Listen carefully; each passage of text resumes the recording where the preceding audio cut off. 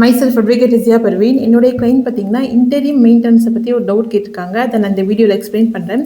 இந்த மாதிரி சுச்சுவேஷனில் இருக்கவங்களுக்கு இந்த வீடியோ ரொம்ப யூஸ்ஃபுல்லாக இருக்கும். ஜென்ரலி என்ன டவுட் அப்படின்னு பார்த்தீங்கன்னா, இன்டீரியம் மெயின்டெனன்ஸ் வந்து கோர்ட் ஆர்டர் பாஸ் பண்ணிட்டாங்கன்னா கண்டிப்பாக கொடுத்து தான் ஆகணுமா அப்படின்ற ஒரு டவுட் தான் கேட்டிருக்காங்க. அஃப்கோர்ஸ் கண்டிப்பாக கொடுத்து தான் ஆகணும். சரியா?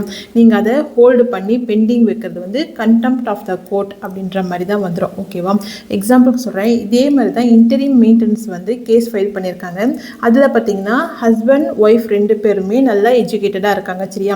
அவங்களுக்கு வந்து சில்ட்ரன்ஸ் இல்லை. பட் அந்த ஹஸ்பண்ட் என்ன சொல்லியிருக்காரு, என் ஒய்ஃப் வந்து எஜுகேட்டடாக இருக்காங்க, எங்களுக்குள்ள சில்ட்ரன்ஸ் கூட இல்லை, அதனால் நான் ஏன் வந்து மெயின்டெனன்ஸ் கொடுக்கணும் அப்படின்ட்டு கேட்டிருக்காங்க. அதுக்கு அந்த கோர்ட் வந்து ஆர்டர் என்ன பாஸ் பண்ணியிருக்குன்னு பார்த்தீங்கன்னா, உங்கள் ஒய்ஃப் வந்து எஜுகேட்டடாக இருந்தாலும் சரி, சில்ட்ரன்ஸ் இல்லைனாலும் சரி, நீங்கள் வந்து இன்டீரியம் மெயின்டெனன்ஸ் கொடுத்தாகணும் அப்படின்ட்டு 5 lakh rupees மெயின்டெனன்ஸாக கொடுத்துருக்காங்க. ஓகேவா?